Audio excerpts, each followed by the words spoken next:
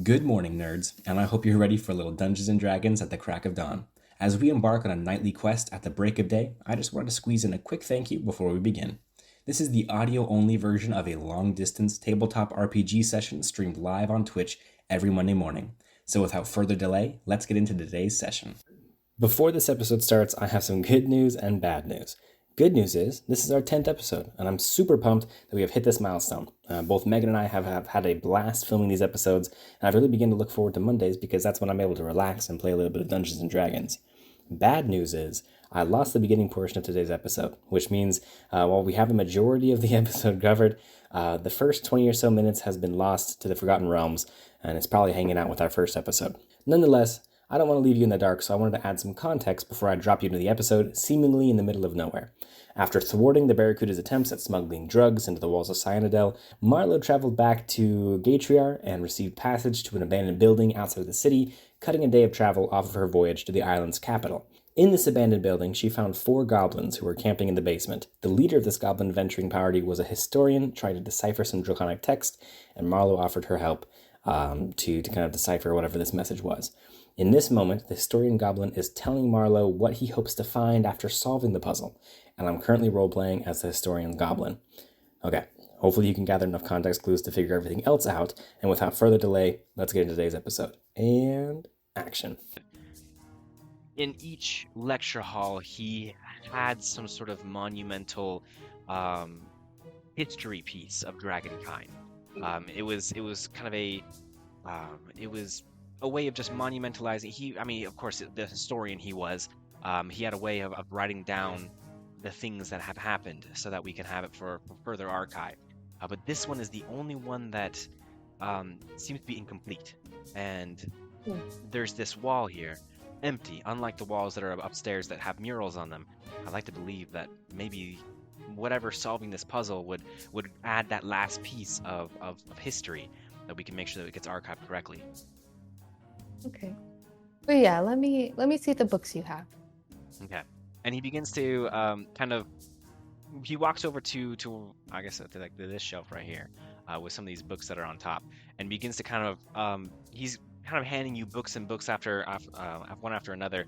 A lot of the books are just kind of while they're written in Draconic, a lot of the books he's providing you are rather random. I mean, obviously he doesn't speak the language; he's just picking out the books that are Draconic. But like some of them are like cookbooks, some of them are like adventure, like guides to speaking Elvish, and like dictionaries and everything. And like none of it really like makes sense, or none of it's like kind of sensical in that. And he's like, well, these are at least the Draconic books that I've been looking at. I don't know if any of these mean anything to you. Because you can speak it, but perhaps you could look at the murals upstairs and maybe that could add some clues, or you could at least get the context that I'm operating on it, and I kind of see from there. Yeah. I'm gonna separate the books into ones that feel like they're meaningful. So like I'm gonna pocket the cookbook. Yeah. If it's in Draconic, maybe I don't know, maybe it'll is Toll eat? I don't know, but we'll find out. So I'm gonna try to cook something from the book to make him feel at home. Okay, so I'm gonna separate those and kind of like label them so that they're not wasting their time trying to figure out what those are. And you see, like as you're writing, kind of what these are, is he kind of like is shaking his head. He's like, how could I have known that? He's upset that some of the books that he pulled out that he thought were valuable ended up being just kind of meaningless books as you're doing it. Okay, well, no one expects you to speak Draconic, just as no one would expect me to speak Goblin. So I feel like, you're good. No harm in not knowing. And he kind of chuckles and goes, well, if you were following a goblin god, then perhaps you'd be expected to at least know a little bit. But, it's neither here nor there. I thank you so much for your help.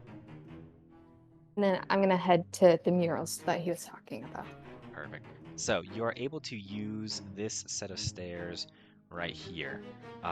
It's like a spiral staircase that goes up into the higher part of the lecture hall.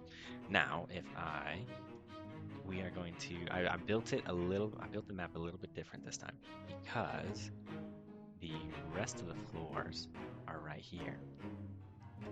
That way I'm not panning between Oh, all the nice. different Yeah. different. Not to mention, I joined so I use a website called Dungeon Scrawl to make all of these. Uh, no sponsor, but I went onto their Discord, like their official Discord, and so I started like looking at like how other people are making maps, and it was actually pretty interesting. But so if we are now bing right here, um, and oh shoot. Kagon is going to follow you. Kygon is going to follow you up here, up into the main lecture hall. Now I moved Toll, but then Toll moved back. I don't know if you want Toll to stay there, or if that was a mistake on my part. No, it wasn't a mistake on your part. I assumed that as soon as Toll saw the shiny looking egg that I would assume is a dragon egg. He's yeah. Perfect. Okay. So if we now move up to here and we see the last one, if you notice that the goblins' name are Snick, Snack, and Tattywhack. Oh my god. We're now up here in the main portion of the lecture hall, and here it's almost it could be almost mistaken as like a church with a podium up at the top with pews kind of filling the rest of the area. All these black circles are pillars that lead up to kind of a set of wooden rafters up above with high vaulted ceilings, and on all three walls, on I get to my bit of ping here. On this wall, on this entire wall, on this entire wall, and this entire wall, there are three different murals that depict just large, very detailed kind of paintings, and just it's kind of as if it's a mixture of if I add context, that doesn't make sense in the world, but I hope it makes sense to you. It's like a Renaissance painting mixed with a cave painting, where the art style is very artistic and very detailed. But as you kind of look, as your eyes go from right to left, it tells a story, and it kind of is a comprehensive scene of events that kind of so like the characters appear in multiple spots across the wall to depict kind of movement and time flying and time passing. And so at this point, Kygon is looking and goes, well, these are the murals, and you know, they, while comprehensive in their story, I can't help but seem to think that something's missing. And I'm hoping that I can, if I could crack this secret down in the basement, I could really fill a gap in the archaeology of dragonkind. And so I can't help but think that Trovalon would want this to be discovered by someone, if it wasn't by him.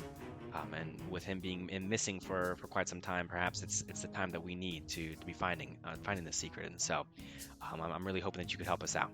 Let me know if you need any assistance with the paintings. I'm gonna look at the murals. What story is this I'm sharing? Yes. So which one are you wanting to start with? If we're looking at top down, the left hand side, the one in the back, or the right hand side? The one closest to me. Okay.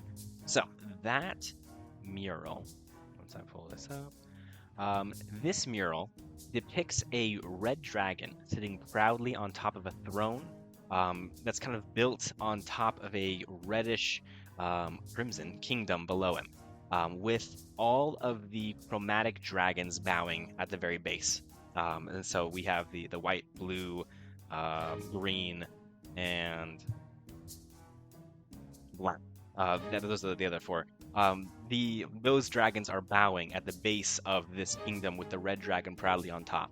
And ultimately, there's kind of a shield around the entire kind of picture, depicting unity and with kind of a peaceful landscape around, kind of filling in the corners. Oh, I'm gonna turn to Kygon. I'm like, are you sure you want to know, like, from personal experience, dragons are not one that you want to have a relationship with? Are you sure you want to know what this story or what these eggs will lead to? And he kind of looks and he goes, well, I mean, I do know the dangers of dragons, but these, I like to find allies in metallic dragons. They seem to be a little more even-tempered. These chromatic dragons, however, are definitely something that I'm curious about. I do wish to know the story, if it can help at least defend the metallic dragons to some sort. If we know kind of the history of the chromatic dragons, perhaps it can better warn the rest of the archipelago in case anything were like this were to happen on a large scale. And he kind of backs up a little bit and begins to kind of take the mural in, and you can tell that there's a deep appreciation for the art and the story behind it. And he kind of goes, well, as far as I understand, this is the story of the Crimson King's rise to tyranny. It seems that this depicts him shortly after building the Crimson Kingdom, when he had a united Wild Cliffs behind him, where all the chromatic dragons felt loyalty to, had their fealty to the king. While I'm unsure whether or not this is Threshnox or his father, ultimately I do know that this does depict the Crimson King, which worries me so. I'm gonna look at the other one. Okay. The one in the very back shows a red dragon standing at the end of a drawbridge. At the other side is a humble human cloaked in black clothing. The human is pale, skinny, and sickly, and she holds an empty plate before the dragon. And she kneels before him, similar to how the dragons were kneeling before the red dragon. And they're kind of, that's one half of it. The other half is the dragon escorting the cloaked figure into the kingdom and to the banquet hall, where there's a large feast prepared for the cloaked individual. You said there's 4 murals, or just the 2? There are 3 murals up here. 3 murals. What's the third one? The third one, so ultimately in this photo, in this mural, the cloaked human is eating a loaf of bread while pointing towards a fireplace that's in the banquet hall. The red dragon watches as there are images inscribed in the flames of the fire. And in the flames, there are 2 rainbow-colored dragons circling above the Red Kingdom. That is very similar to the one depicted in the very first mural. And around the 2 rainbow dragons are meteors and hellfire, armies of people, all kind of swarming towards the kingdom. And in this one, there actually is writing in Draconic at the base of the mural. I want to read it. It says, "Dragons of all colors will rise up and steal the throne of dragons from the mortal plane. Every seat will crumble and every tower will reduce to rubble." I'm gonna tell that to Kaigon. And Kaigon nods and everything, and he kind of contemplates it. He goes, "It's led to believe by some scholars that this cloaked individual shares a lot of details with the scries. Anciently, before the archipelago split and it was all one island of Alutoa, there was a group of people who subscribed to the god Zakuta Scry. Zakuta Scry was the goddess of all magic, and these scries were women who were able to channel magic, and this was back when magic was reserved only for the scries. This woman, this clothed person, shares a lot of similarities with the scries, and some scholars believe that this is some sort of oracle or some sort of person who still had access to pure magic straight from the gods. We're led to believe that whatever she's pointing to in this fire is some sort of prophecy. Do I know this prophecy? Is this a familiar story to me? Do a history check. Okay. All right, let's see.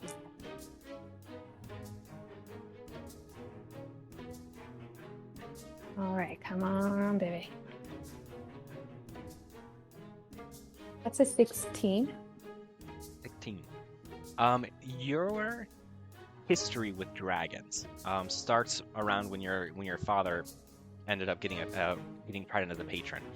So your history kind of closely with dragons isn't necessarily one of a studious nature, but kind of what as a leechy parasite. Like you didn't really like to think about dragons, you didn't really like to talk about dragons. But in the book that was given to you by Lark, the Rise of the Crimson King, there was mention that the Crimson King subscribed to oracles or to people who could potentially predict the future. And so while this prophecy is strangely missing from that book, you do know that it is the Crimson King's MO to subscribe to kind of mystic fortune telling. And sorry, so this painting is, and the words, it's explaining how the scry is like telling this red dragon that there'll come a day where all of the different dragons will come together to dethrone this dragon. That is what I mean. In this situation, I will not explain much further what the murals are, only because this prophecy is highly speculated amongst scholars. There are many different interpretations of the prophecy, and so there's no clear answer on what the prophecy means. Can you reread it to me? Yes. Dragons of all colors will rise up and steal the throne of dragons from the mortal plane. Every seat will crumble and every tower will reduce to rubble.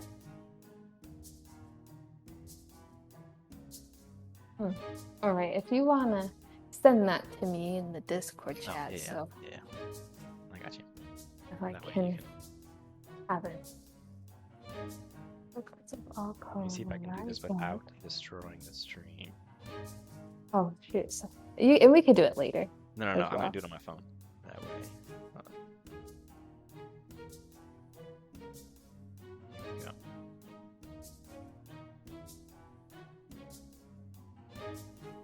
Ta-da! Okay, so I've sent that to you. Nice. All right, we'll look at it again. Where does it go?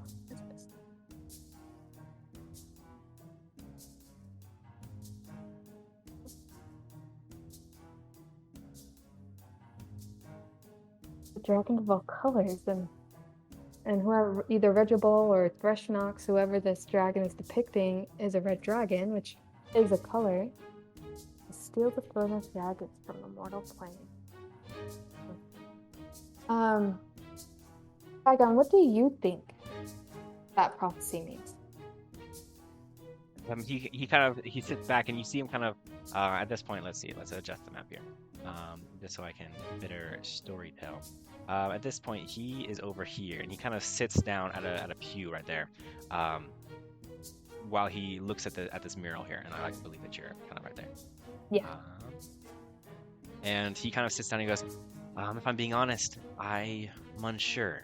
I don't know whether or not the rainbow the technicolor of the pattern of dragon is supposed to be meant literally, symbolically, or what. I mean, dragons of all colors, that could mean potentially that individual dragons of all colors, like green, white, black, would all rise up against the throne of dragons. But why would all of the dragons rise up against their leader, unless ultimately the Crimson King had done something?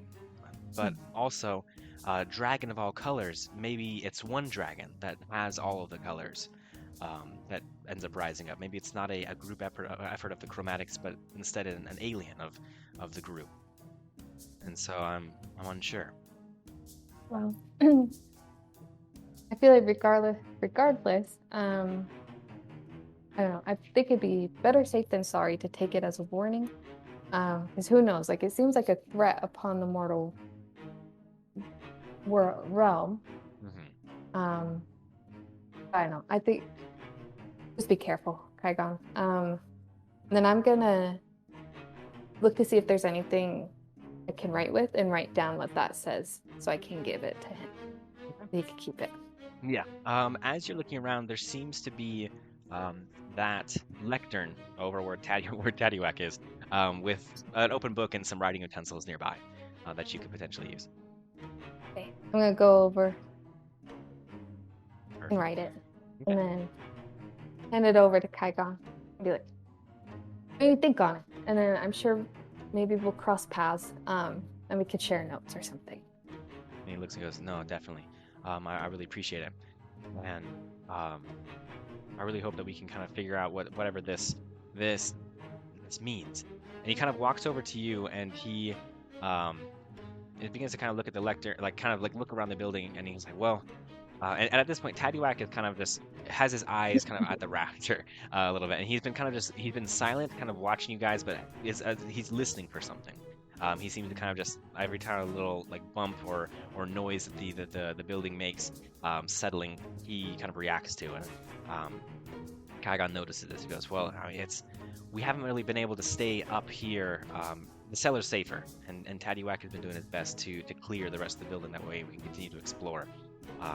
Because with it being abandoned for so long, vermin and other animals have moved in and caused us problems.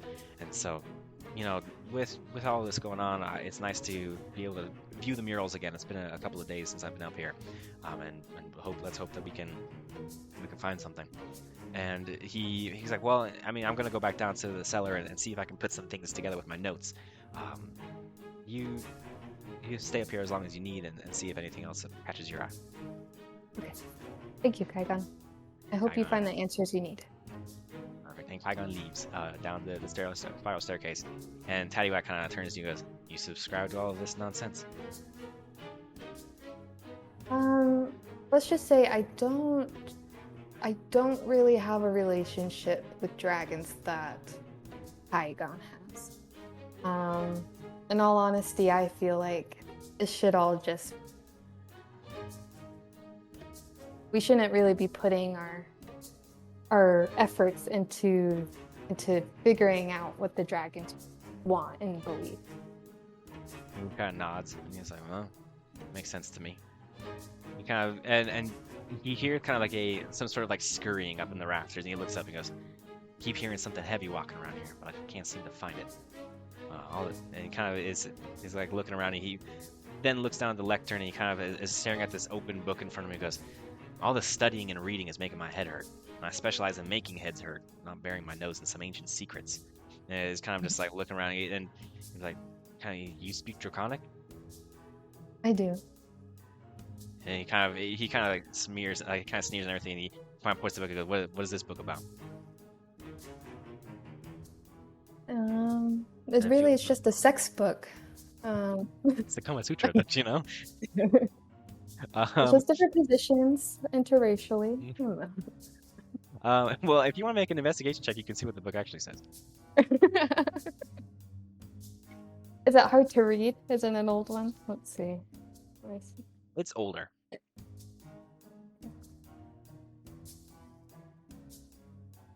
That's a 16. A 16, perfect. You kind of walk around the other side of the lectern and begin to and see what Taddywhack is looking at. I thought I could get through without laughing every time I said Taddywhack. But you can see kind of, you lift up the book and see what the title says. The title says, Draconic Bloodline, an observation of dragon generations. And you're able to just kind of pick out a passage just right where the book is open to.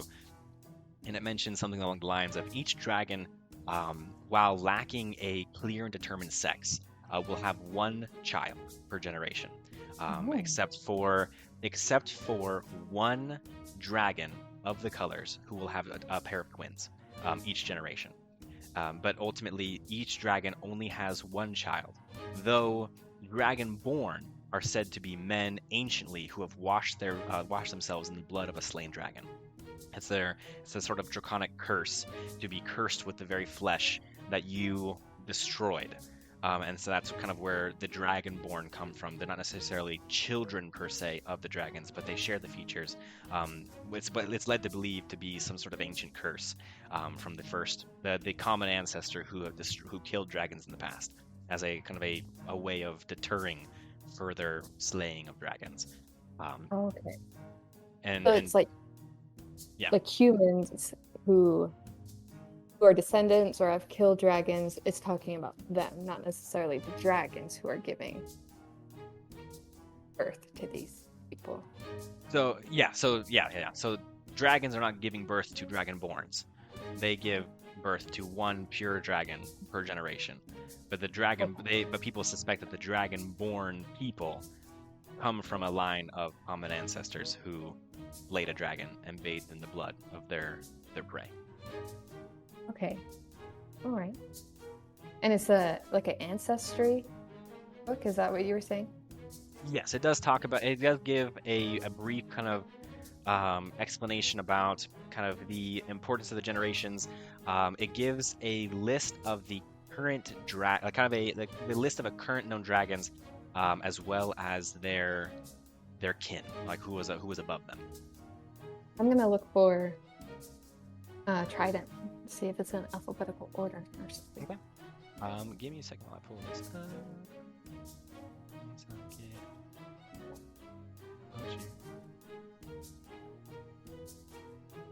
You are able to find Trident's name.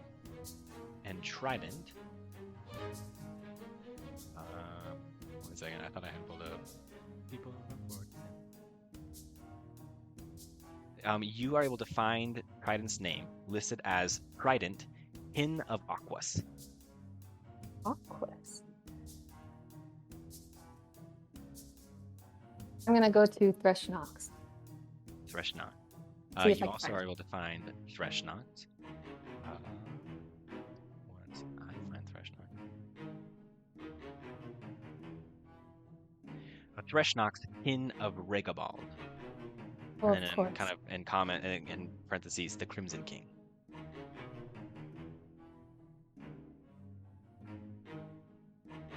And along the Oh, way, I you're gotta- also seeing other lists of dragons and people as well. Is there someone? Sorry, I cut you off. What are you looking for? I was gonna see about Aqueous. Okay. Aquas. You're able to kind of pan through the pages to where you find Aquas, Aquas kin of. I'll be honest, I don't. There is no.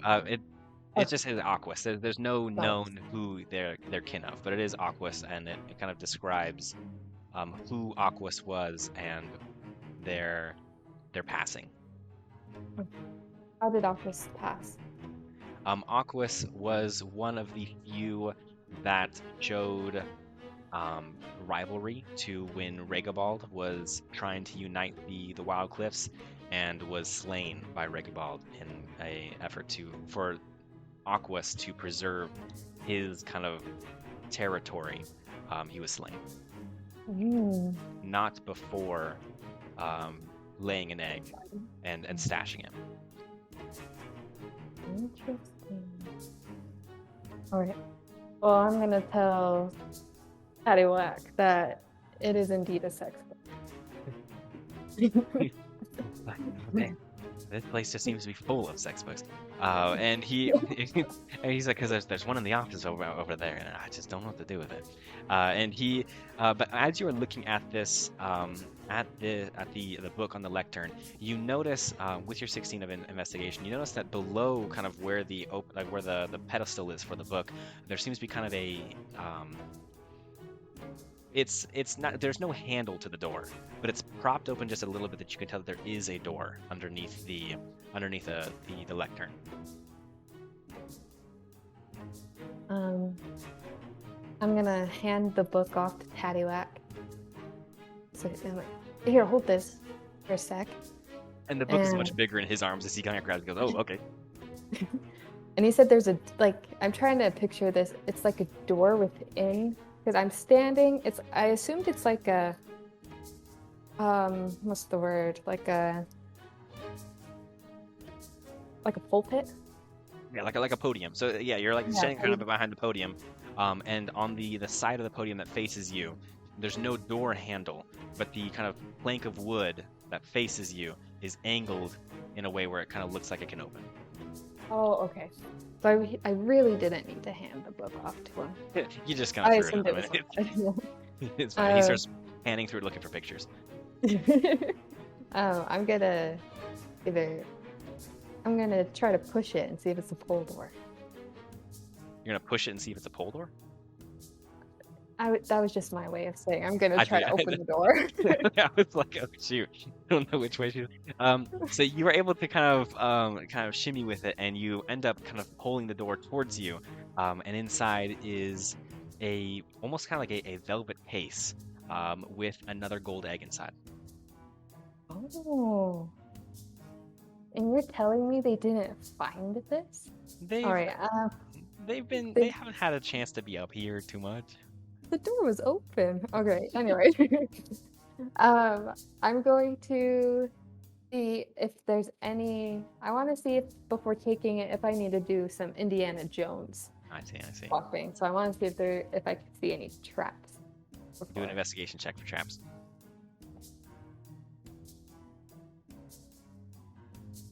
Alrighty.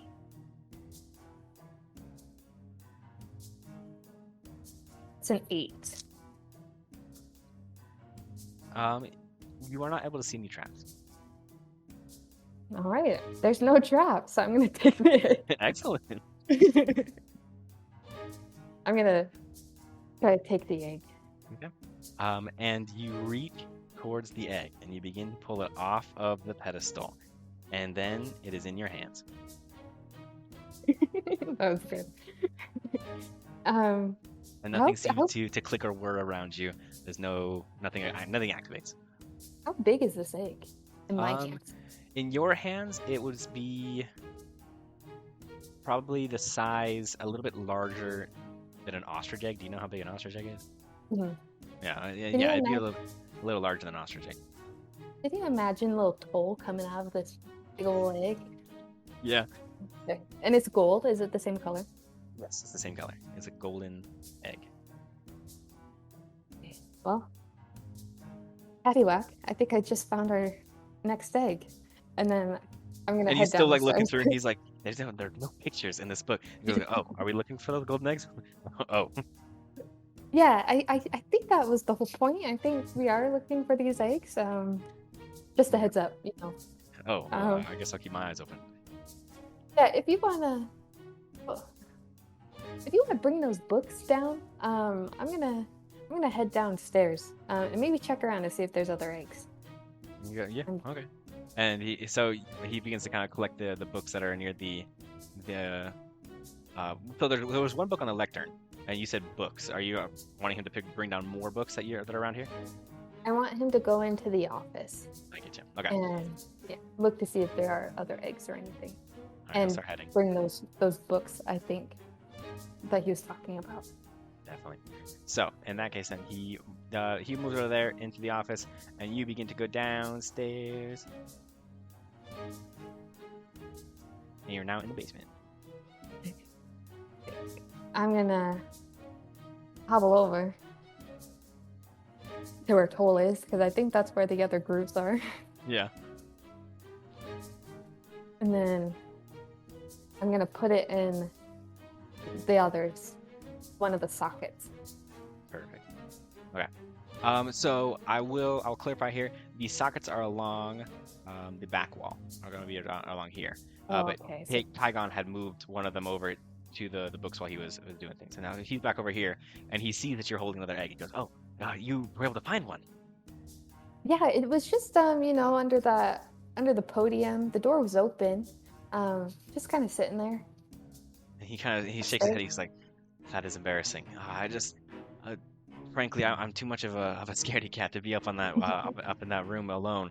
And it looks like Taddywhack just, fortunately, has has more muscle than the memory. So hopefully we can clear up any other obvious eggs here, and make sure we can find the rest of these. But I mean, you have another one. This is fantastic news. Yeah. Let me see what it says. All right, and do you plug it in? Put it up in the socket. Okay. So the first one is added back into the wall, and as just a reminder, it says "Running Beast Brings Graveyard." The next one is plugged to the wall, and it has the 4 words "Falling Ruin Demon's Mirror."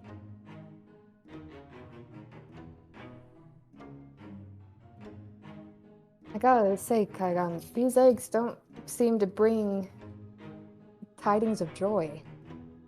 Hagen kind of nods and goes, "Well, I don't think a dragon would keep a happy story behind a lock." So, fair point. This one says falling ruined demons. Oh, I put ruin twice. Oh shoot! It's Fall- Fallen Ruin Demon's Mirror. Ruin. Here, okay. This one says falling ruin demon's mirror. And he kind of shudders a little bit. And he's like, it's never a good sign to hear the word demons, but well, No. hoping the other 2 eggs might be able to provide some extra clarity. Yeah, dragons are one thing. Demons are a whole other beast. Can you? This won't by chance open a door to hell, would it, Kaigon? And he kind of like looks at you, kind of in shock. He goes, "Do you think it will open the door to hell?" Well, I don't know. You're the cleric, it seems. I'm not a cleric. Snick is the cleric. I'm the scientist. I'm the archaeologist. He kind of like calls over and he's like, "Snick, do you think it's gonna open up a door to hell?" And Snick is like, I will admit it never crossed my mind, but the way of demons and the devil and Kokomon are very fickle. Who knows where the doors to... If the doors to the mirror plane can be hidden in plain sight, I can't imagine the doors to the hell would be any worse. Did you say Kokomon as in the big ol' squid-like water demon? I mean, his form changes in the stories, but it's... I mean, if we're generalizing here, saying the god, the demon of pillaging and war, then yeah.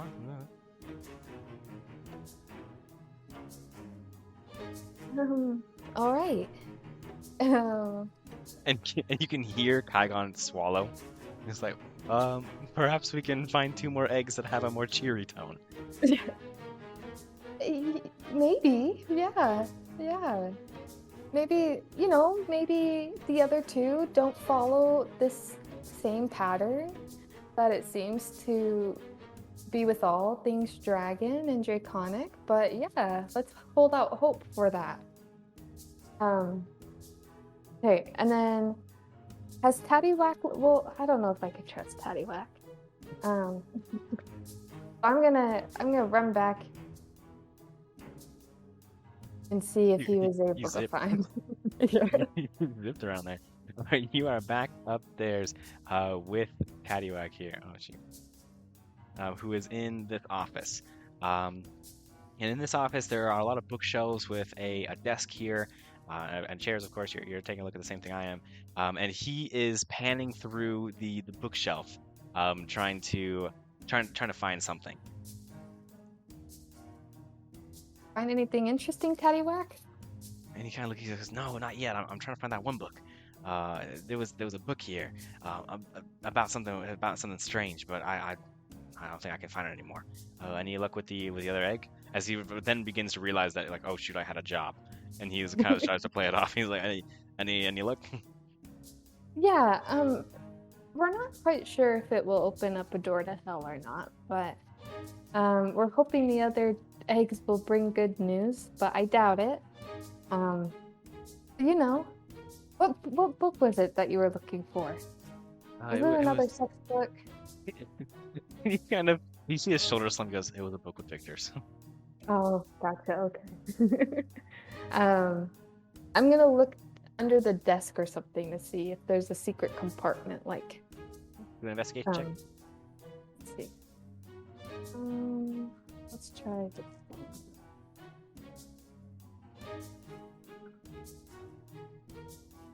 That's a 14. 14. So you go around the other desk and you begin to kind of look underneath it. Nothing obviously shows some sort of like secret button or a hidden compartment. You begin to check the different drawers and everything. Some of them are larger and might fit an egg. Ultimately, it's just nothing but papers, writing utensils, the regular clerical things. But in the kind of the main, like kind of the drawer that would be above the leg, if you're sitting there, you open it up and there is a silver letter opener. And there also is a letter that has been kind of opened using that letter opener, just kind of sitting there in the desk. And the letter reads, "Archibald, it is great to receive your letter, but I'm afraid I have similar news. Provolone has not been seen here in many months, and we have no choice but to rehash some of his previous lectures to our students. This has not been positive for our classes, as the number of students continue to diminish. Perhaps Provolone has found what he seeks, and it will be any day now he comes back with the treasures from Chechenuk's scriptorium. Good luck and happy teaching. Dugas, Professor of History." Oh. Alright, well. Nothing cool here. I'm going to cast Frostbite on my hands so they look like big gauntlets, and then I'm going to try to smash the desk. Damn. Out of raid? Just to see if there's something in there. I don't know. Roll a. Roll to attack. Do a D20. Roll through it. Roll it. But this will be roll to. Actually, no, just do a strength check. Just do a strength. I'm looking for strength. Just do a strength check. Okay. How embarrassing would it be if you missed on the roll to attack on a desk? Right. You. 12 hit this desk. Yeah, yes, it does. Yes, it does. So your fists are beginning to get covered in ice, and you slam your gauntlet down on the table, and the wood kind of cracks underneath your fists, and kind of reveals just the top portions of the drawers that you've already gone through, and it just looks like you've heard a very nice looking desk. Right. Well, Tattywhack, there's nothing here. Good luck finding your book. And he kind of looks and goes, "Oh, aha, I think I found it." And he grabs the spine and yanks it out. And as he yanks it out, a couple more books fall over. To reveal, and something odd kind of is at the bookshelf. It almost seems like some of the books there are not actually books, but instead almost like a box that just has the outline of book binds.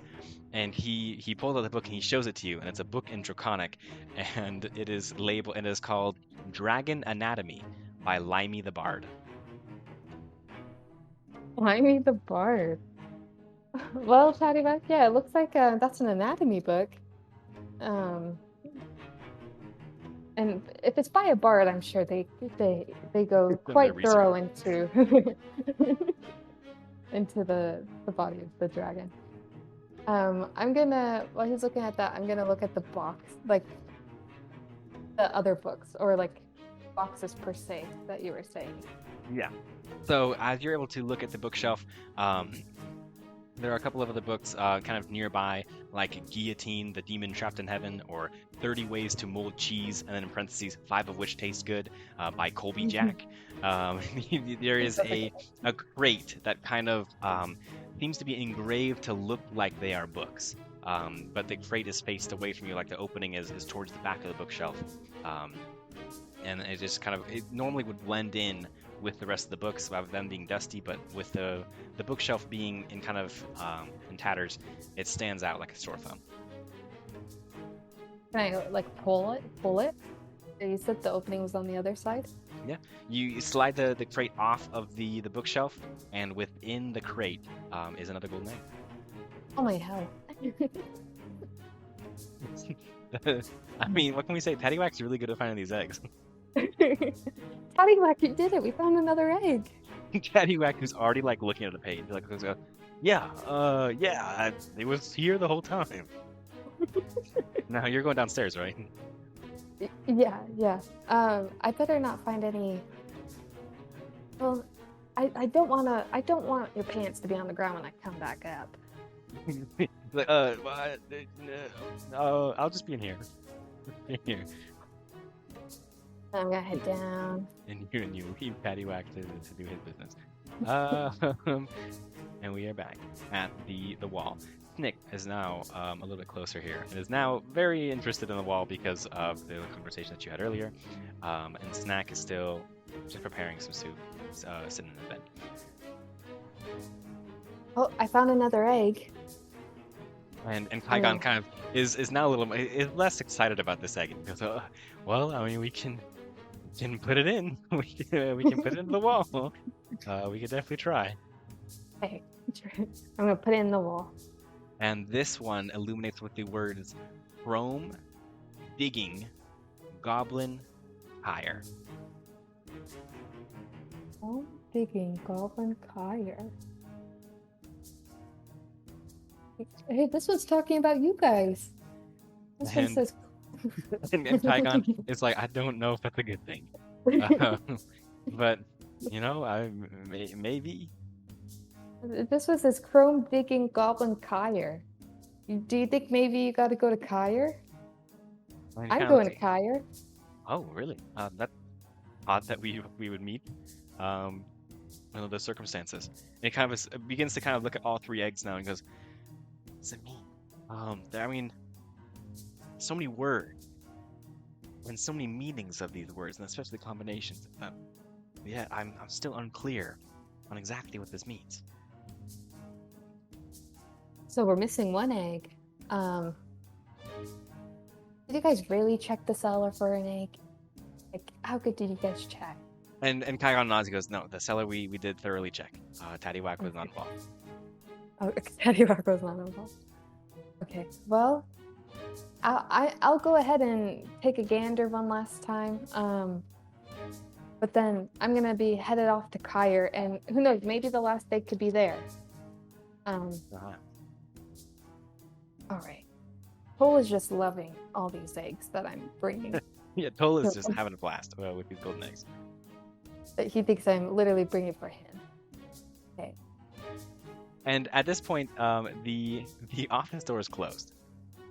Oh God. I just knock on the door. But as you are up here, you hear that same scurrying noise up in the rafters that Tattywhack was kind of mentioning before and had been paying attention to, and to kind of it sounds like something's up above you, Like up on the rafters or up on the roof? up on the rafters. If I look up, do I see anything? I mean, you do have dark vision, so I can't say that you don't see anything in the dark.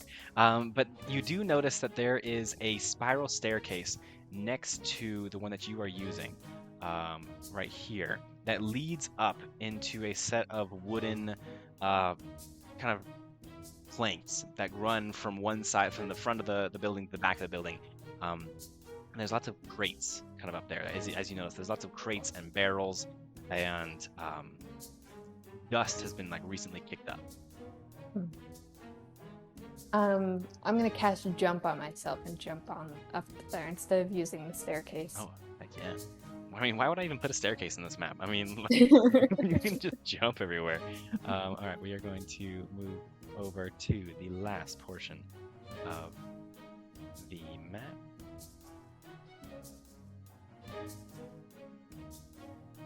One moment.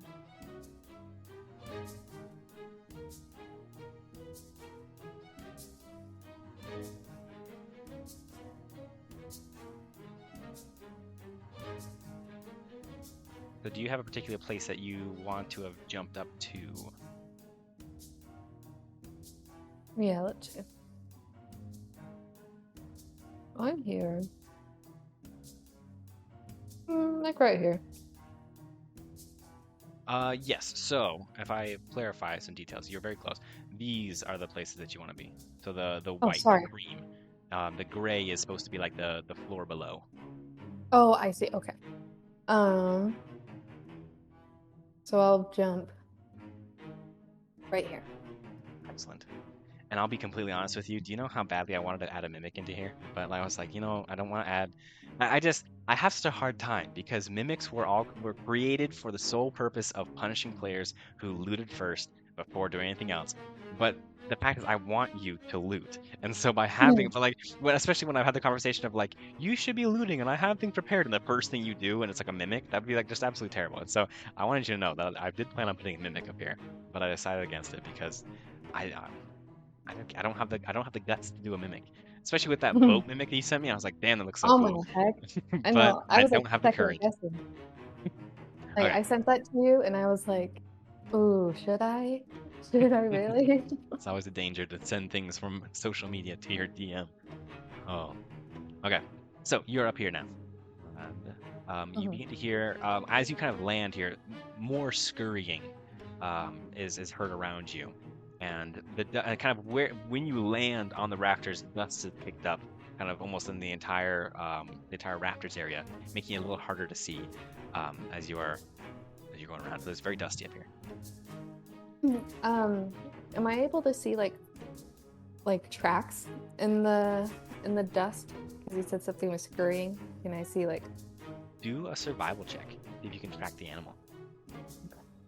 You can't just make you do investigation checks this whole time. it's an animal instead. Let's see. Oh, dang it, I gave it away.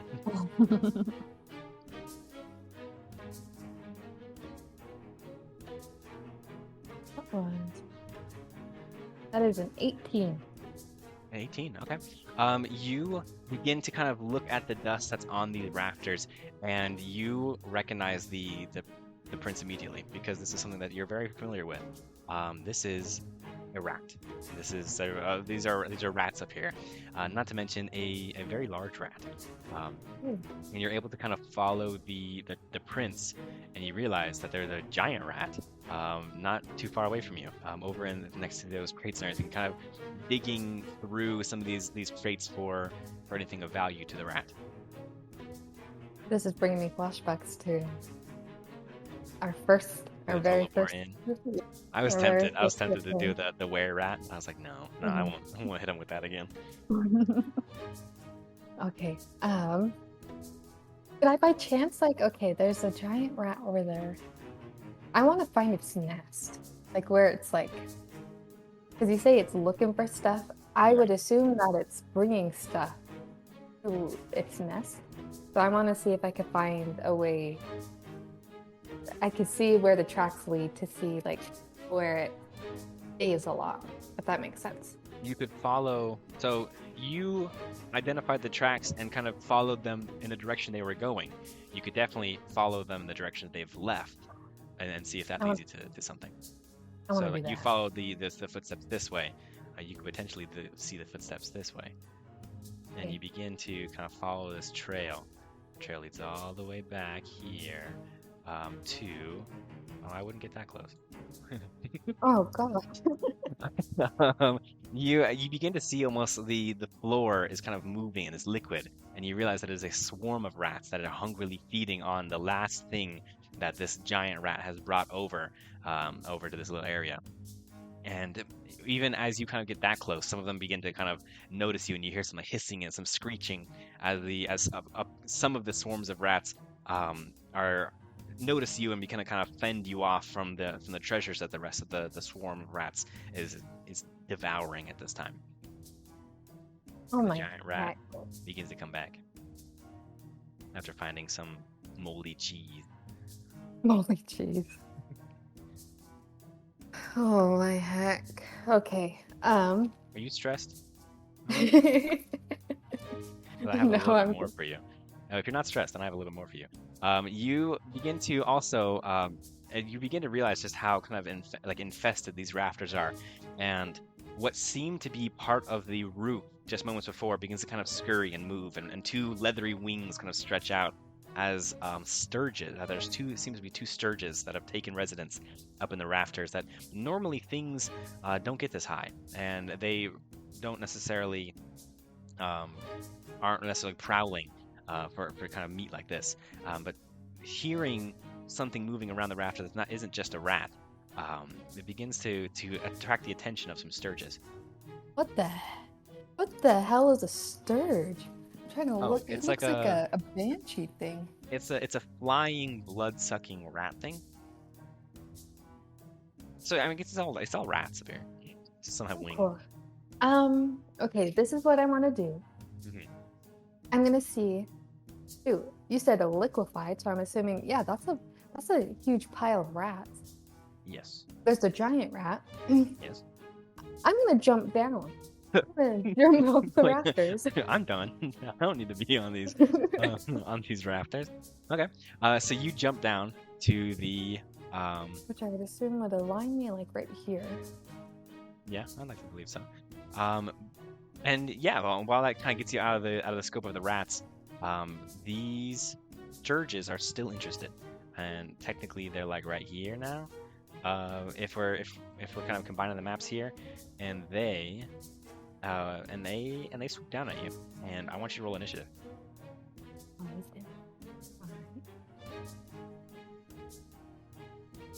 Oh, that was a sucky roll. That's 7.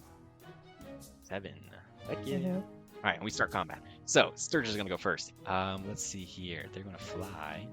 Sturge A is gonna go 5, 10, 15, 20, 25, 30, 35, 40, 45. Oh no, 40. They go 40. He can fly right there, and so pretty much Sturge A unlatches from the roof and begins to swoop down towards you, while Sturge B does the same. 5, 10, 15, 20, 25, 30, 35, 40. Ooh, and I'm gonna say you're right here, just to give you a little, because I care about you. And then both Sturges begin to dive at you, meaning that you have some time to do something. What are you gonna do? I want to cast lightning wave and Wait, direct it. Wait, thunder wave or Oh, lightning? sorry, lightning. Thunder wave, lightning Excellent. wave. Sorry about that. And direct it towards the rafters of where the swarm of rats were. Okay. So it's thunder wave, and you're gonna shoot it at the rafters. Yeah. Okay. I mean, I'm interested to see where this goes. Let's see. Each creature in a 15-foot cube originating from you. I'd say the rafters are about 15 feet above you, which means that it is just gonna be around where you are, though. And if we're comparing it with the map of things, that might not be useful to you. Let me take a look at it.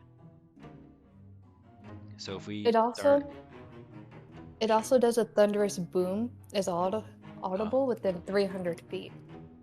Okay, so you're just trying to. So the actual forcing wave of it means less to you than the noise that it makes. I kind of want both, because I want to see if there's an egg within the pile. Oh, I see. So I'm hoping Let's see. to knock the rafters down. Oh, to knock the rafters down. Oh, shoot. Yeah, Okay, destroy the rafter Okay. and bring that up. But I'm not sure. So this would be. So if we're looking at both these maps here, 1, 2, 3, 4, 5. 1, 2, 3, 4, 5.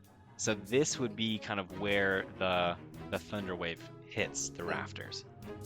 Are you seeing that correctly? I am, yeah. Okay. And are you satisfied with that? Is that what you're looking to do? It's okay. I'll figure it out later as well. But yes, I will do that for now. You're just gonna do it. All right. Okay. So you, what does it look like when you smack down the thunder wave? I'm jumping, I fall, and I see the Sturgis coming, and once I land, I kind of just it's Or you the punch the ground, floor. don't you? You Superman. Yeah. You superhero land, don't you? Yes, yeah, And that's exactly it. When you superhero land, the floor around you almost kind of like bends and ripples, almost kind of like with the sheer force of thunderwave around you, even affecting the rafters above. And the building is so old, you feel the building kind of start to sway, and the rafters kind of crack and splinter. Especially this rafter that's right above you begins to crack and splinter. Oh wait, where am I looking at? I want this one. This rafter up here begins to crack and splinter, and nothing is in the vicinity for you to roll a Constitution check, but the loud noise upsets the giant rat and the swarmed rats above, and they begin to you hear kind of angry shrieks as you know they're doing they're doing their rat thing. Is there anything else that you want to do? No, I'm hoping that the loud boom may have signaled to Tattywhack that he needs to come out.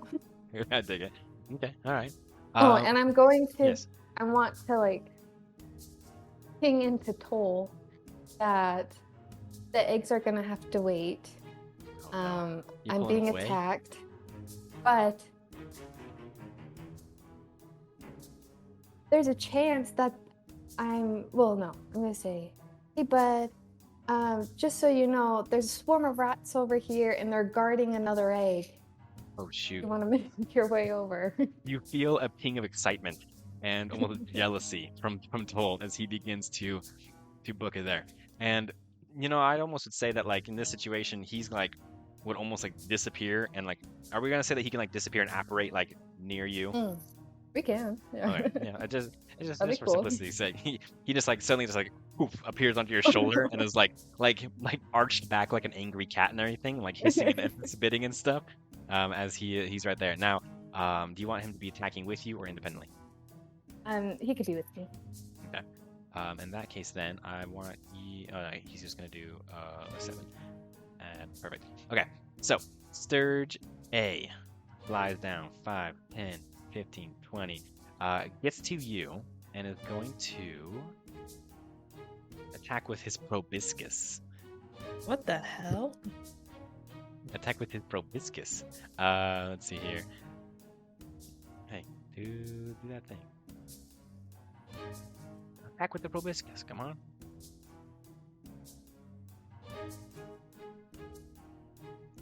I don't know why it's not on. 1 second. For some reason, it's not attacking with the proboscis. I'd have to manually roll it. Gross. 1 second. I think my whole... It's not letting me roll any dice. I'm going to refresh real quick. Then we're going to try this again. Here we go. Here we go. Does the 17 hit you? Oh goodness, I think it does. It does. Yep. Oh no. In that case then, with his proboscis, he is going to do 8 damage to you. And he attaches himself to you. And so the Sturge flies down and lands kind of on your shoulder, and with its kind of mosquito nose, pierces it into your flesh, and you kind of feel his little grippers just grip onto you, and he is now on you,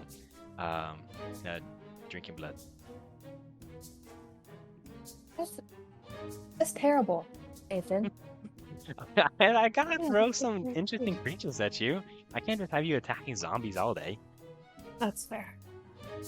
All right, well, he's attached to me. Does he want to do anything else? No, he's had enough.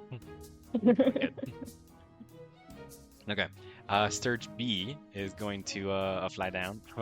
He's also going to try to attach to you with his little proboscis. Does a 12 hit you? No, thank goodness. Excellent.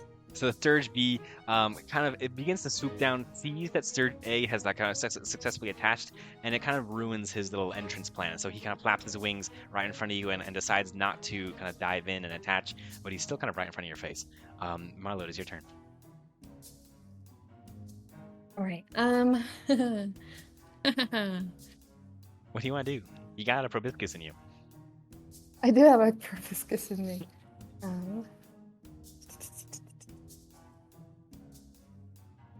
I'm gonna cast Mirror Image. Mirror image. Ooh. Yeah. Okay. I like this. Yeah. Have that going. Yeah. Just out of fear. I'm like, shoot.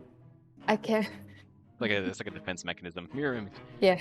I can't have another rat thing pierce itself into me. Yeah. And then I'm going to, let's see.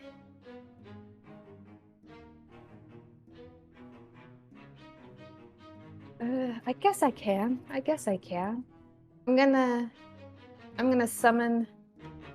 It's gonna happen at the same time. I'm casting Mirror Image and my Tentacle of the Deep at the same time. Dragon tail comes out. Okay. Yes. So you could see like, oh shoot. She's a little scared. A bigger foe than we thought. Yeah. And then it's going to.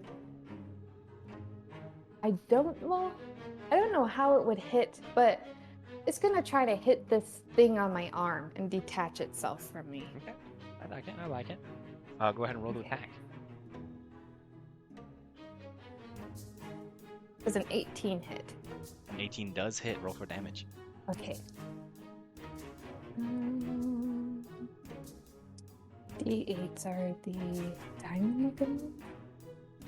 Yeah. That is 9 cold damage. 9 cold damage? Hell yeah. 1 second. I just gotta take a look. That, do you want to maim or kill? Oh, I'm killing that thing. I'm gonna instead of my hand, it's gonna be the tail, when a mosquito hits you and you come and smack it. It's You're gonna smack against your body? Yes. It's gonna Alright. smack it. I like it. So the dragon tail kind of coils up and like smacks your arm. The proboscis, the sturge, ladders, and kind of. But you know, like when you like kill like a mosquito who's already eaten, and they kind of leave that little mark full up afterwards of the blood. You're kind of covered in a little bit of goo and blood, of your own blood, hopefully, all on your arm, as the sturge kind of exits your neck where the proboscis was and falls on the floor, all squished and dead, and it is gone. Anything else? So that I believe that was your action and bonus my action, bonus wasn't action. it? Anything else you want to do? No, I'll probably start yelling. I don't know. Oh. Hey! Somebody help me! Toll, what does Toll want to do? Cole is going to launch himself from me and try to. I'm imagining they're kind of bigger, these sturges. Like- They. Let me see. Let me see if I can get a. An I guess idea. they're kind of. Is it about the same size as Toll? They are don't know tiny about- monstrosities, the same size as Toll. Toll is also a tiny Oh, okay. creature. So Toll's gonna launch himself and like at the sturge, trying to like bite him and take him to the floor. I like it. Okay. I'll roll to attack.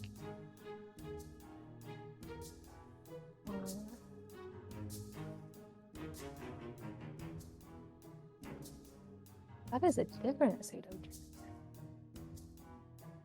Oh, I think it's the same thing. Yeah. The photo for the pseudo dragon just changed. Oh. Oh, that's the 2014 I was gonna say, you might be looking at the legacy version. Yeah, Pseudo dragon. there it is. Okay. I don't know how to spell pseudo dragon. Apparently, Does a 13 hit? 13 does hit. Go ahead and roll for damage. Okay, that was the first one. He's just gonna. He's gonna start biting like crazy. Does a 9 hit for the second bite attack? A 9 does not hit. Okay. So the first one is a 4 damage. 4 damage. Perfect. Perfect. So Toll digs his teeth into the flying sturge, and it grounds the sturge. Ultimately, the sturge kind of screeches through his little proboscis. It lands on the floor, and Toll's kind of on top of him as he's kind of like biting and chewing like a chihuahua. And the sturge is now grounded in front of Toll. And now, as we move to the next round here, you'll see that Tattywhack kind of opens the door and peeks his head out while he's like kind of doing his little belt and everything. And he's like, what's going on? And also, we're going to have up here, bing, and bing. Yeah, pretty cute. Oh, wait, hold on, I meant to do... One second.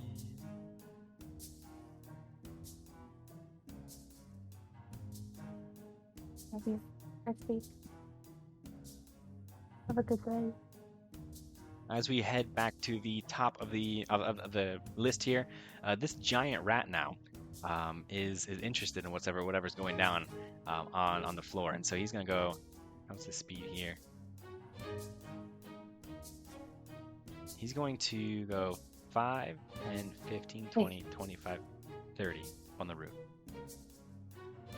Well, on the raptors at least. This Sturge is going to try to attack Toll here with his proboscis. And does a 17 hit Toll. It does. He's just a little guy. Just a little tiny guy. And it does 8 damage as the proboscis pierces Toll's little body. His little buddy. Okay. Oh, poor guy. All right. Okay. Is that it? Yeah, yeah, that's it for him. And he is attached to Toll. Oh no! Yeah, it's pretty bad. Tattywhack, however, kind of busts out the area, kind of looks around, oh, what is happening? And he goes 5, 10, 15, goes over here and tries to attack the Sturge here with his scimitar. And he's able to hit. and ultimately kind of slices the sturge there and slices him into pieces, knocking him off of Toll. And so now Toll no longer has a sturge on him. And now the swarm of rats. They are going to 5, 10, 15. However, these pillars lead up to these outside. So if we're looking at it, these pillars right here are supporting these rafters up here. And so they are able to climb down these pillars. And so they go 5, 10, 15 because they're 15 feet off the ground, and now they're right here, which means that they're at 30 feet. And a swarm of rats begin to climb all over Paddywhack. Oh no. Okay. What are they Not doing to hitting him. Tattywhack? Tattywhack, they start to crawl up him, and Tattywhack begins to freak out. Oh, they're on me, because I mean he's a goblin, and these rats are a little larger on him than they are on a regular person, and they're just crawling. They haven't actually like bit him yet, but they are beginning to kind of cover him.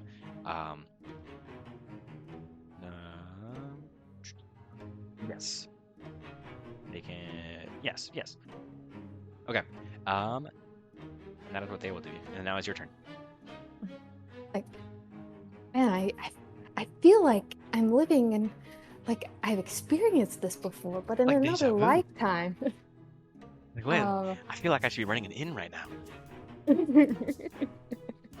Where's my Am pocket I? price? Why the hell am I a paladin? I'm going to. It's just a pool of rats. There's a whole bunch of rats scurrying all over Tattywhack. Technically, they do share the same space as Tattywhack. Okay. For being specific here. I'm going to try to cast Frostbite on.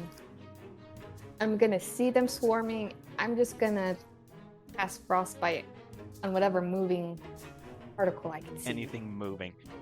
Anything that's not Tattywhack. Yeah. I mean, it does say that you can choose one creature. And I'd say, in this situation, the creature is the swarm of rats. So they will make a Constitution saving throw. Constitution saving throw. They rolled a 14. Does that work?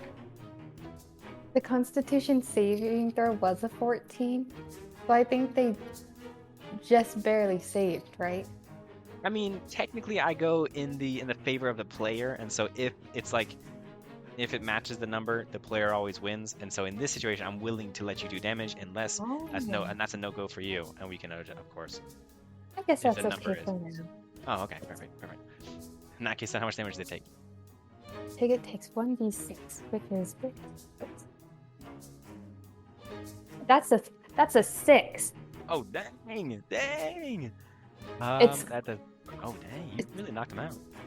It's cold damage, and it says disadvantage on the next weapon attack roll, but They technically don't have Not- weapons. That's the yeah, issue. they don't. Yeah, so yeah. Yeah, so they won't have disadvantage on their weapon attack unless they should make a swarm of rats with guns. Like that would be each one will have little tiny pistols. That'd be crazy. That'd be but scary. in this situation, they will not have guns. It does damage. So as you kind of frostbite, you see like some of the outside rats. You get kind of whitish, and their fur kind of freezes up, and they go cold and stiff and begin to fall off. Fall off of Paddywhack as they're climbing up towards his head. And you're able to dispatch a decent number of rats. Is there anything else you want to do on your turn? No. Okay, perfect. No, that. Which means it's Toll's turn. And Toll is going to try to bite the swarm of rats. Okay, all right. Go ahead and roll a couple of attack rolls for both your bites. Oh. Where were you at? Does a 6 hit? A 6 does not hit the swarm of rats. And so as to do your next one. I always forget that he has 2. I even said that he does 2 attacks, and I forgot that he does 2 attacks. Does a 23 hit? A 23 does hit, so roll some damage. That's a 3. 3. I mean, that's real hefty work when it comes to a swarm of rats. Toll hops on. Describe what Toll's doing. How is Toll rivaling this swarm of rats? But he was kind of knocked a little bit. He's staggering up. Yeah. 'Cause he got the like his blood sucked out of him. And he's gonna see these rats. Sucked hardcore. Yeah. And he's just gonna fling himself to the closest rat that has not been frozen. I take it. Okay. And he starts to go into town, trying to knock all these rats off. Anything else Toll is looking to do? No. Excellent. Which means we go back at the top with the giant rat here. He is gosh. going to. Oh shoot! Hold on. I'll get rid of that. I want to look over here.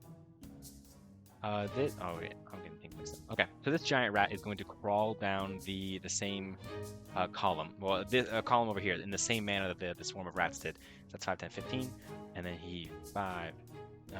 That's 5, 10, 15. Starts to run over, and he is beelining on the group of people right here. Paddywhack is going to try to attack this swarm that's on top of him with a so close to a critical, but it is with a 23.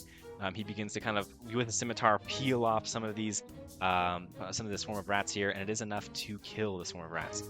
And so the swarm of rats he's able to get kind of all of them off of him, and he, once they're all off, he kind of just shudders and goes, "Ugh, that's disgusting," and then turns to this giant rat who's making his way towards you. Marlo, it's your turn. Right. I'm gonna see the giant rat coming, and I am going to move my dragon tail. Oh yeah. We all saw it coming. We knew it was coming. So Big 5, squish. 10, 15, 20, 25, 30.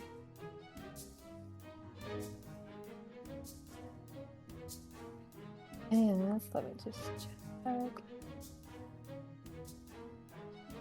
Okay, and it can hit within 10 feet, 5, 10. So it's going to try and hit the giant rat. Do it. Roll for attack. Show this giant rat who's boss. Gonna squish it like it's a tiny rat. Ow. Giant can't save this rat. That's a 14. 14 hits. Now roll for damage. Nice. And what dice is that? Oh, dang, It's my that's metal nice. one. Oh, what? Yeah. I like it. That's cool. What damage dice do you roll for the dragon tail? Oh, that's what you meant. Sorry, I'm just No, showing I'm off. trying to play. I'm trying to play it off as something cool. I mean, I still like to see your dice. It's a 1d8, so it's my. I do. Okay. object. Do you have a full set of metal dice yet, or? No, It's I just just the have the D20s. d20s. Yep. Dang.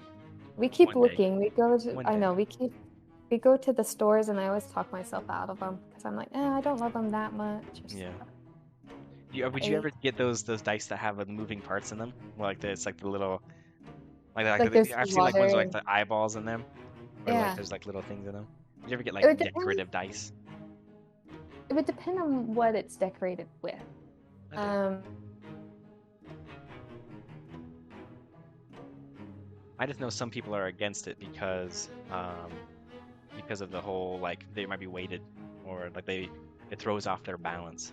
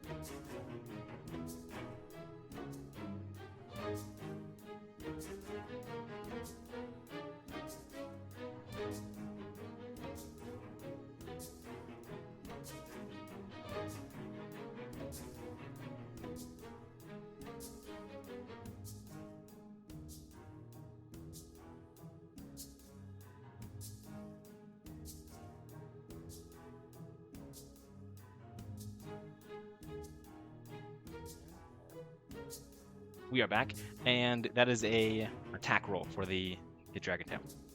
Yes, and that was. Oh crap! Oh shoot. Okay, it was an 8 plus. Let me go back. With an 8 plus? Ooh, hold on. Yeah. Where's Oh, that? where?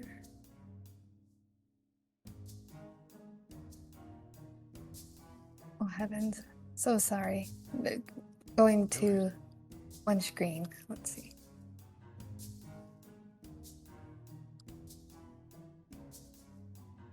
I'm trying to find a chain attack, one attack. Okay. Oh. Oh, here it is. Oh, maybe it isn't a plus. Oh no, it is a plus. Okay, It is a 8, plus. Plus 9, 4. 10, 11, 12. 12. You rolled an 8? I did roll an 8. Oh heck No yeah! joke. You wanna maim or kill? Oh, I'm gonna kill that bad boy. Heck yeah! How do you kill this thing with your big old dragon tail? The dragon tail appears, and I'm assuming the giant rat is just gnashing of teeth, like row, row, Just- row. Yeah. And he goes to take one more step, and then you just hear, like, Like a big old rat trap, like bing. yeah. A big old squish, and the guts and the ooze kind of dissipate from underneath the dragon tail, and the giant rat's gone. He is gone, which means that you have successfully finished combat here, and we'll kind of go back into this. And Tattywhack kind of is catching his breath, and he's still kind of brushing his clothes off. Kind of still, he has like that goosebumps on it. That was disgusting. Sorry, I'm sorry I missed so much of that. Hopefully that I was able to get out in time. Was there much more than that? There were a couple of flying rats that came about. But do I have like this huge welt on the side of you my have neck? like a bit of like sore kind of where it is. You kind of looks and go, ooh, that looks pretty bad. Maybe Snick can take care of that for you. Yeah. Yeah. And I'm gonna before we go down, I'll be right back. And I'm gonna cast jump Right, okay. and jump up on the rafters. Perfect. Were you looking to jump? Alright, I'm here. So trying to line these up. I think I would land like here. Oh no, it's the floor. Come But on. you, Megan. yeah, you do it on the. Yeah. Okay. And I want to check out these. Those Over barrels here. they were next to. Okay, I dig it. Roll an investigation check. Okay.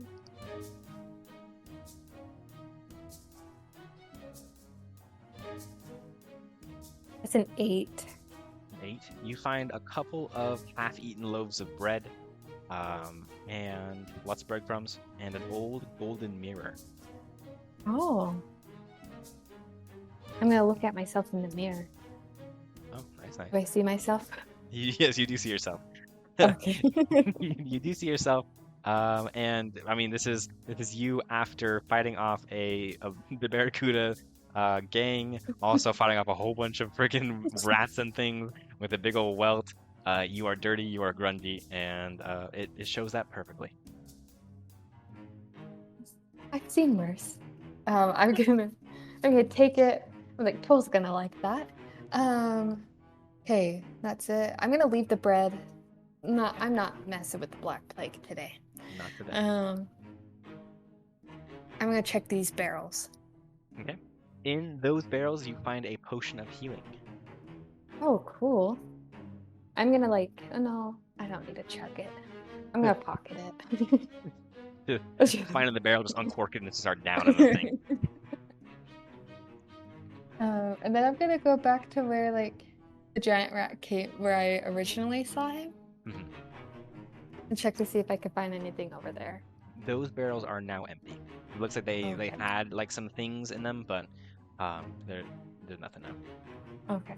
I'm gonna call down to Tattywhack and be like, I don't think there's a golden egg up here. Oh my And- heck. This is like Easter. What This do is you an- mean? This is an egg hunt. What do you mean? Are you kidding me?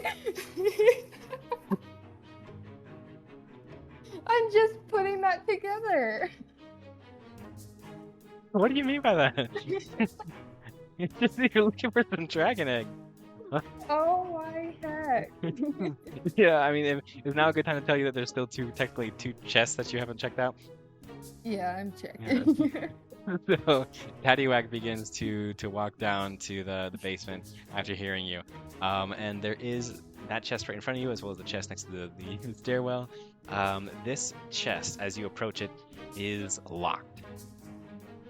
Okay. I'm gonna try to smash it with my frostbite hands. I like it. Do a strength check. I don't know, what's the point of me putting locks in, like making sure you have like lock picks and thieves tools when you can just freeze the locks and snap them? Yeah, it probably would be better for me to pick lock it. I think are warlocks good at that? Who knows? Oh no, it's the thing. No, it's not. Oh. Oh, that was a 3. A 3. You begin to freeze the lock, and you kind of like yank on the lock after you see it kind of get all like frosty and all sub-zero. But the lock seems a little more sturdy, and it doesn't really yank anywhere. Okay. Toll, come up here. And Zoom. can I have him use his tail to lock pick it? Hell Try yeah. to like. Hell yeah. But Toll will need to roll a dexterity check. All right. Is he dexterous? I guess we'll Considered see. a dexterous man? That is a natural 20, so I think we do. Heck yeah. He sticks his little tail in, and finally his tail is good for something. It's been trying to sting this entire time. And his tail kind of goes in. You see him kind of like focus on his tail, like where it is, and all of a sudden you see the lock kind of spring open, fall off the chest, and the chest is now ready to be opened. Well, good job, bud. And then open the chest. Inside the chest is the 4th golden egg. And I'm gonna take the egg. Perfect. All right, and so that means you have all 4 eggs now. Okay, I'm gonna jump down. All right, I'm here, so I would jump like here. Nice. Bull is naturally gonna follow. Of course. And then we're gonna make it down to the And- basement. Yeah, we're gonna make it down. Perfect. All right. Do-do-do. Hey guys, I think we should like make this like a thing. I think Oh no. I think a lot of people might like finding eggs. Tygon's like, this is rabbit that's been jumping around here. I wonder if we can incorporate that. No. But Kygon sees that you have the 4th egg, especially after Tattywhack comes in and goes, she can't find the egg. And then Kygon's like, oh, we can't find the egg. And you hop in, we found the egg. And Tattywhack's like, what the hell? Then again, with his bad luck on trying to find these eggs, Kygon's like, oh, bring the egg over. I guess it's time that we see what this is all about. All right, and I'm gonna place the final egg. The final egg. Hope for some chocolate. It glows. It glows, and you see 4 words: dragon, fermentation, pan, and killer. Yeah, killer. Hey, well, I'm gonna tell them that. And the goblins don't react positively to it, and they kind of, you have now attracted the attention of every single goblin here, with the wall here. Now I do have a little cheat sheet here, where I know you wrote it down, but if you're taking a look at the stream, I have my crude little Google Draw diagram here of the 4 holes and the 4 eggs that you have found. Now, at this point, you have all 4 eggs. These are the eggs that you are listing. You have here. Now, the order is not necessarily the order that you have them in, and each egg has 4 options. How would you like to try solving this puzzle? Do you have any guesses so far? No. All right, so let's see. Dragon And if you fermentation and pan Kygon is killer. also looking at this this puzzle, and you can bounce ideas off of him. AKA, you can get hints. All right. Well, I'm gonna do. They all look the same. all 4 eggs are identical. Identical. Okay. I'm gonna dragon. Please.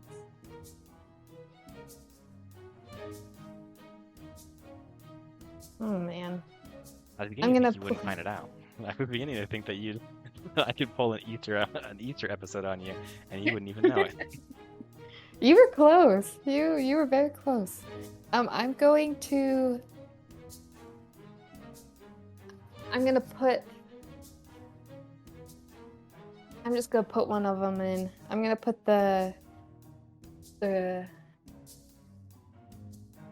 running. No, let's do the chrome one in the first slot. Chrome in the first slot. And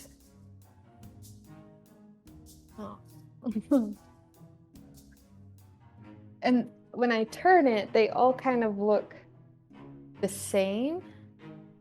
Like when when the lights, it glows a little bit. There's not one that's like a bigger light. It just glows a little bit brighter than the other 3. Okay. Not necessarily. Alright. So if you're looking for an indication that this is the correct placement, you do not see anything. Yeah. Okay. Actually, let's take the chrome one. Oh wait, yeah, let's do that. And then I'm gonna want to put the dragon one up there. So maybe chrome dragon. Interesting. Okay, chrome dragon.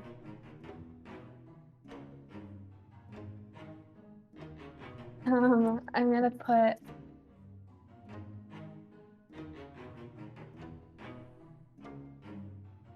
The running beasts.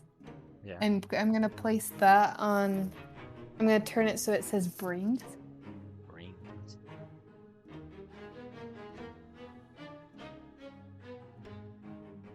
And then I'm gonna take the falling one and put it into ruin. So that lasts, I don't know. Spelling what? Chrome dragon brings ruin. And once all of these eggs are in position, the words begin to burn a little brighter.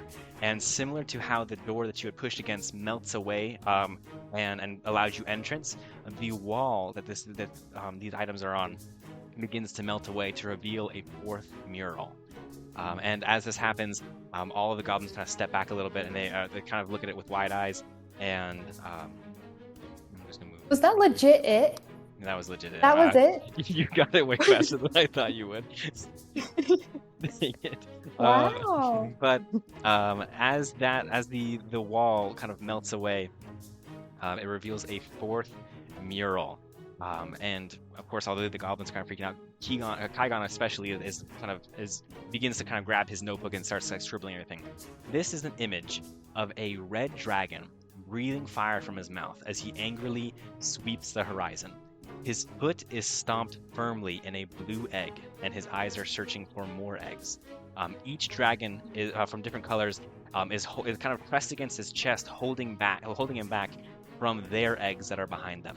So that all the other eggs are there. But except for one dragon, a blue dragon that is weeping near. Damn! Google just heard all that whole entire mural, started saying, that sounds like quite a dramatic scene. Like, okay, Google, that's enough of that. But there is one, the blue dragon is weeping near the cracked egg. Is there any writing? There is no writing. All right. Actually, no, there is writing. There is writing. Oh. I've said there is writing. At the very top, it is inscribed in Draconic, the Knight of Crimson Rage. All right, I'm gonna tell Kaigon. I was like that. It on top it says the Knight of Crimson Rage, and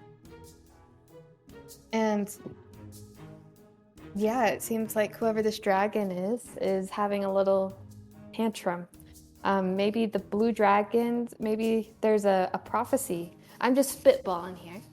Maybe there's Yeah. And Kaigon's maybe kind of there's nodding and listening to you. Yeah, maybe there's like a prophecy of like where like the blue dragons will rise up and like take down this ruler. Who knows? But it definitely Any- seems to be a little prejudice against the blue dragons. And he nods and goes, I've actually heard of this. I didn't realize that there was a mural about it. But I mean, whispers amongst the metallic dragons speak of a night like this.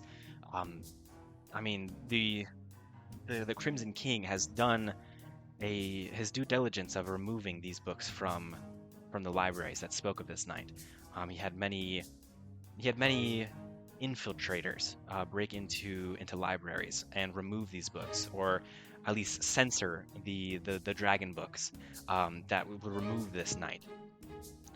There was a night that shortly after Threshnox had taken the throne, he, out of seemingly nowhere, acted and worked to destroy the bloodline and the genealogy of other dragons nearby. It was unclear his motives. He was able to get to one before the rest of the dragons talked sense into him, and kind of retold their loyalty to him. But it did not stop the Crimson Kings from destroying the Blue Dragon's bloodline. That also begins to make sense on why stories tell of an attempted coup from the Blue Dragon, who attempted to assassinate the Crimson King. Most people thought it was a political movement, but perhaps this mural points to a more emotional reason.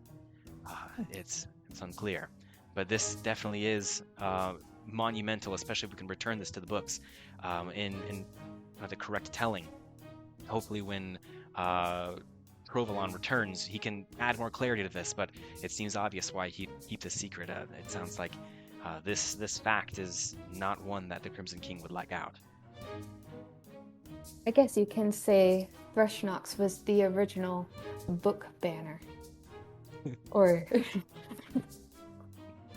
And Kaigon kind of nods and goes, yeah, I know a few of his members were captured during these libraries, but who knows how many more of his loyal followers are existing in these libraries to this day. Brings much to think about. All right. Well, I'm so glad I could help you guys figure this out. Maybe we'll cross paths. But like I said, I got places to be. And thank you so much for letting me help. And I'm gonna... You're like, peace. See you later. Yeah. Oh, actually, before I leave, I'm like, who was it? I'm like, so as you guys could probably see, I was beaten up pretty badly. And Nick, the one dressed in clerical clothes, like, yeah, let me come over here. And he casts, what is it, lay on hands? No, that's a paladin thing. He has, what is it, healing hand, and he heals you to the full health. I'm not gonna go into the details of the spell, but he just heals you to full health. Do you think you can heal my little dragon friend here? And he kind of looks and goes, I've never healed a dragon before, but I guess I can try. And he cast a spell, and Tola is also healed up. Nice. He's not looking as woozy. Nope, not at all. And Kaigon kind of profusely thanks you. He goes, your service here has been indelible. I cannot believe the steps towards returning some truth to the books here. And I really hope this, I mean, if I am to reveal a more selfish desire, I really hope this gets me some good credit with Tovalone. Not Toblerone. What's his name? Trovolon. And maybe perhaps I could earn a presence with him, and hopefully that I can speak to him further and kind of just get more knowledge for myself. But I really appreciate your help, and who knows, maybe Cheynook actually sent a godly presence here, and you really helped us out. But I wish you safe travels on your trip to Cairo. Yeah. And if I could give you guys one last little tip or advice, don't go to Cyanidel. Just don't go that way, okay? It's not a pleasant sight at the moment, so keep your distance. And they all kind of nod, and they're like, okay, well, we'll still clear the Cyanidel. Okay. All right, well, it was good meeting you guys. Safe travels to wherever you may lead, and fate willing, we meet again. Excellent. And- And you leave? Yeah, I'm headed back up, and I assume this was a door.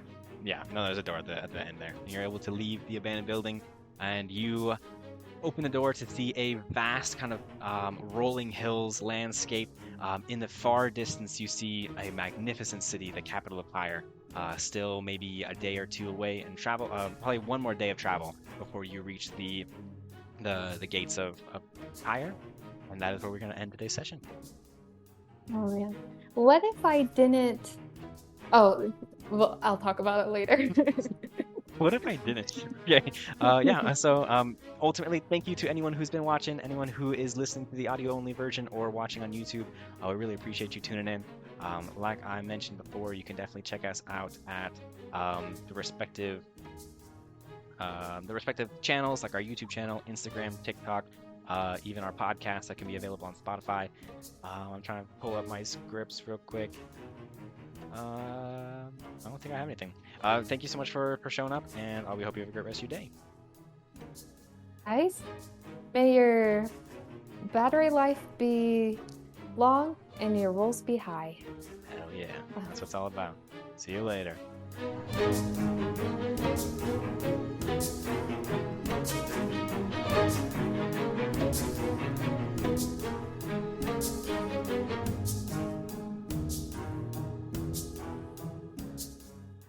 Thank you so much for listening to this week's episode of Tethered by the Table. It was a blast recording this session, and I hope you stick around for the next one.